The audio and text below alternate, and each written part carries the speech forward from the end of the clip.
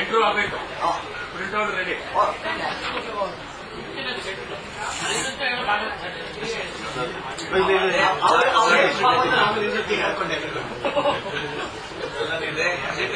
ಅದೇ ಮಹಾಪ್ರಸಾದ ಮಂಗಳ ದಿನ ಇಲ್ಲ.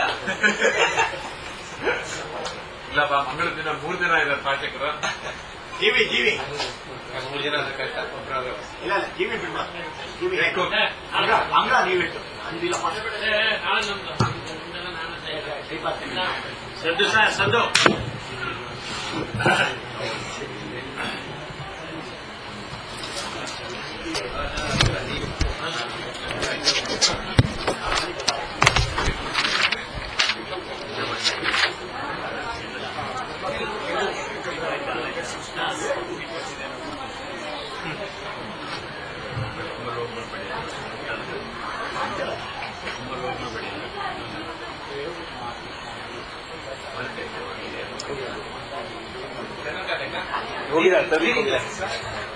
ರೀಡಿಂಗ್ ಕ್ಲಾಸ್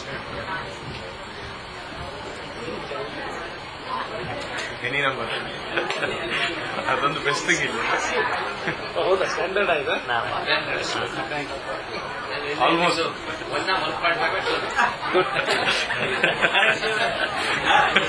ಅದ್ರಲ್ಲಿ ನಿಂತ್ಕೊಳ್ಳಿ, ನಂಗೆ ಕಾಣಿಸಿದ್ರಾಗ ಚೆನ್ನಾಗಿದೆ. ಓದುವಾಗ ಕೊಡ್ತೀನಿ ಅಷ್ಟೇ. ಬಂತು ಬಿಡಿ, ಅದು ಬಂತು.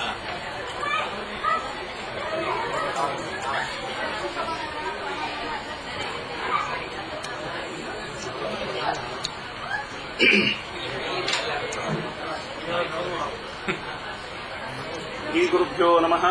ಹರಿ ಓಂ. ಸ್ವಾಮಿಗಳ ಪ್ರವಚನಕ್ಕೆ ಇನ್ನೂ ತಡ ಇದೆಯಲ್ಲ, ಹೇಳಿ ನನಗೆ ಬಂದ ಕೂಡಲೇ.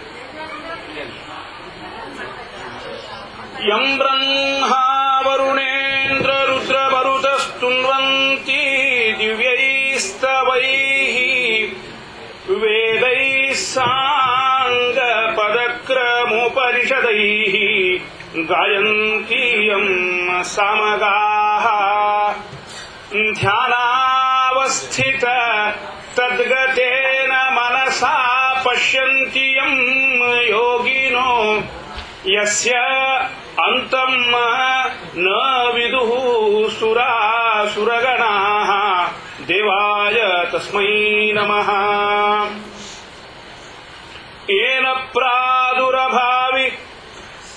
ಶ್ರೀ ಗುರುಭ್ಯೋ ನಮಃ. ಹರಿ ಓಂ. ಸ್ವಾಮಿಗಳೇ ಕೊಡ್ತೀಯ? ಓಕೆ. ಸ್ವಾಮಿಗಳು ಮಾತಾಡ್ತಾರೆ. ಅದು ವೈಸ್ ಸ್ಪೀಕರ್ ಮಾಡ್ತಾರೆ. ಸ್ವಾಮಿ ಸ್ವಾಮಿ, ನಾನು ಗೋಪಿ ಮಾತಾಡ್ತಿರೋದು, ಅನುಗ್ರಹ ಮಾಡಬೇಕು. ಆಗ್ಲಿ ಸ್ವಾಮಿ, ನಾನು 1 ನಿಮಿಷ ಮೈಕ್ ಇಡ್ತಾ ಇದ್ದೇನೆ. ರೆಡಿ ಆಗಿದೆ ಸ್ವಾಮಿ, ತಾವು ಶುರು ಮಾಡಬಹುದು.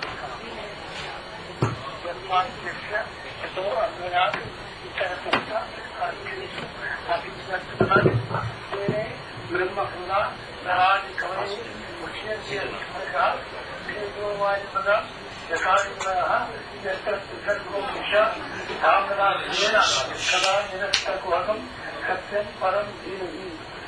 ಭಾಗವತ ಗ್ರಂಥವು ಭಗವಂತನ ಮಹಿಮೆ ಮತ್ತು ಭಗವಂತನ ಮಹಿಮೆಯನ್ನು, ಭಗವಂತನ ಭಕ್ತರ ಮಹಿಮೆಯನ್ನು ತಿಳಿಸಿ ಆ ಮೂಲಕ ಈ ಸತ್ಯದ ವೃಂದದಲ್ಲಿ ಭಕ್ತಿ ಜಾಗೃತಿಯನ್ನು ಉಂಟು ಮಾಡುವ ಮಹೋನ್ನತವಾದ ಗ್ರಂಥ.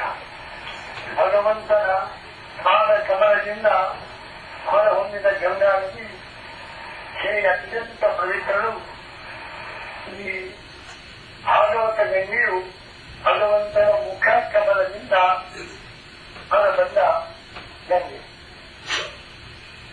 ಗಂಗಾನದಿ ಭಗವಂತನ ಪಾದ ಕಮಲದಿಂದ ಹೊರಹೊಂದಿದ್ದರೆ ಭಾಗವತ ಗಂಗೆಯು ಭಗವಂತನ ಮುಖ ಕಮಲದಿಂದ ಹೊರಹೊಂದಿದೆ. ಅದು ಎಲ್ಲರನ್ನೂ ಕೂಡ ಪವಿತ್ರಗೊಳಿಸುತ್ತದೆ. ಭಕ್ತಾನ ವಿಕ್ಷತಂ ಶಿರೋಂತರಿ. ಭಾಗವತವನ್ನು ಕೇಳುವ ಭಕ್ತ ಜನತೆಯನ್ನು, ಪ್ರವಚನ ಮಾಡುವ ವಿದ್ವಾಂಸರನ್ನು, ಅದರ ವ್ಯವಸ್ಥೆ ಮಾಡಿದವರು ಎಲ್ಲರನ್ನು ಕೂಡ ಪವಿತ್ರಗೊಳಿಸುವ ಗಂಗಾ ನದಿಯಾಗಿದೆ ಭಾಗವತ ಗಂಗೆ. ಈ ಭಾಗವತವು ಅದರ ಸಂದೇಶ ಶಾಸ್ತ್ರೇಶು ನಿಯಾಮೇವ ಸುನಿಶ್ಚಿತ.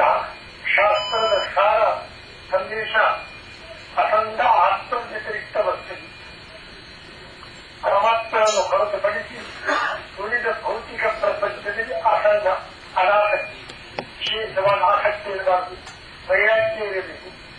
ತ್ರಿಧಾರತಿ ಬ್ರಹ್ಮಣಿ ಅನಂತ ಗುಣ ಪರಿಪೂರ್ಣದ ಪರಮಾತ್ಮನಲ್ಲಿ ದೃಢವಾದ ಭಕ್ತಿ ಶಾಸ್ತ್ರದ ಸಾರ ಭಾಗವಂತ ನಿಜವಾದ ಸಂದೇಶ. ಭೌತಿಕ ಪ್ರಪಂಚದಲ್ಲಿ ಆಸಕ್ತಿಯನ್ನು ಬಿಟ್ಟು ಪರಮಾತ್ಮನಲ್ಲಿ ವಿಶೇಷವಾದ ಪ್ರೇಮ ಭಕ್ತಿಯನ್ನು ಬೆಳೆಸಿದೆ.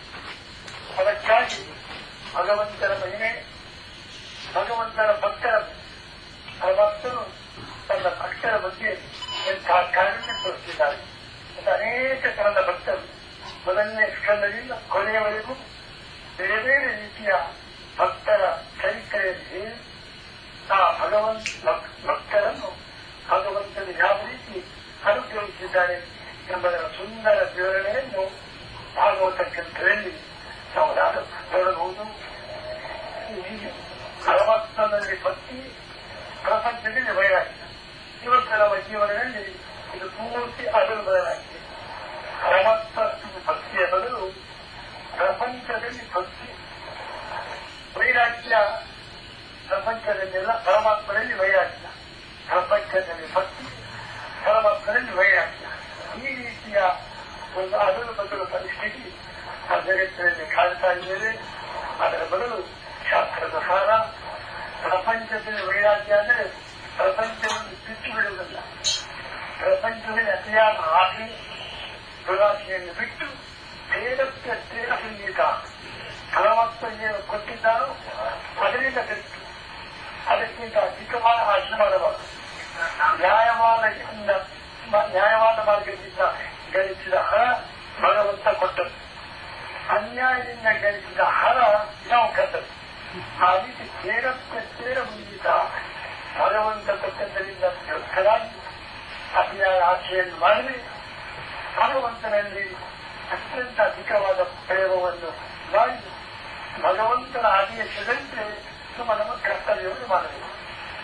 ಸರಿಯಾದ ನಮ್ಮ ಕರ್ತವ್ಯ ಭಗವಂತನ ಭಕ್ತಿ, ಪರಮಾತ್ಮನ ಸರಿಯಾದ ಜ್ಞಾನ, ಪ್ರಾಪಂಚಿಕ ವಿಷಯದಲ್ಲಿ ವೈರಾಗ್ಯ. ಜೀವನದ 4 ಸ್ತಂಭಗಳು: ಭಕ್ತಿ, ವೈರಾಗ್ಯ, ಜ್ಞಾನ ಮತ್ತು ಕರ್ತವ್ಯ. ಇದು ಜೀವನದ 4 ಸ್ತಂಭಗಳು.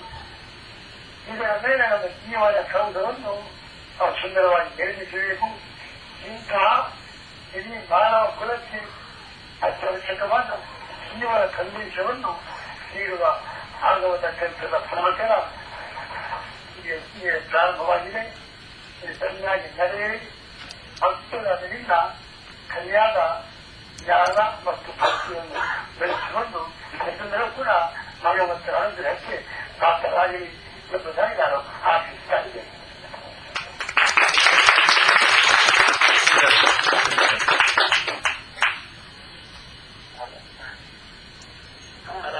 ಸ್ವಾಮಿ, ಹಲೋ ಹಲೋ ಸ್ವಾಮಿ, ಕೇಳಿಸ್ತಾ ಇದೆಯಾ? ಹಾ, ಸ್ಪಷ್ಟವಾಗಿ ಕೇಳಿಸ್ತು ಸ್ವಾಮಿ. ಎಲ್ಲ ತುಂಬಾ ಸಂತೋಷ ಪಟ್ರು. ಒಂದೆರಡು ಮಾತು ನಾನು ಹೇಳ್ತೇನೆ ಒಂದೇ ನಿಮಿಷದಲ್ಲಿ. ಎಲ್ಲರಿಗೂ ನಮ್ಮ ನಾರಾಯಣ ಸ್ಮರಣೆ ತಿಳಿಸಬೇಕು. ನಮ್ಮ ಗೋಪಿನಾಥ ಜಲದಲ್ಲಿ ಎಲ್ಲರಿಗೂ ಕೂಡ ನಮ್ಮ ಸಂತೋಷವನ್ನು ತಿಳಿಸಬೇಕು. ನಿಮಗೆಲ್ಲರಿಗೂ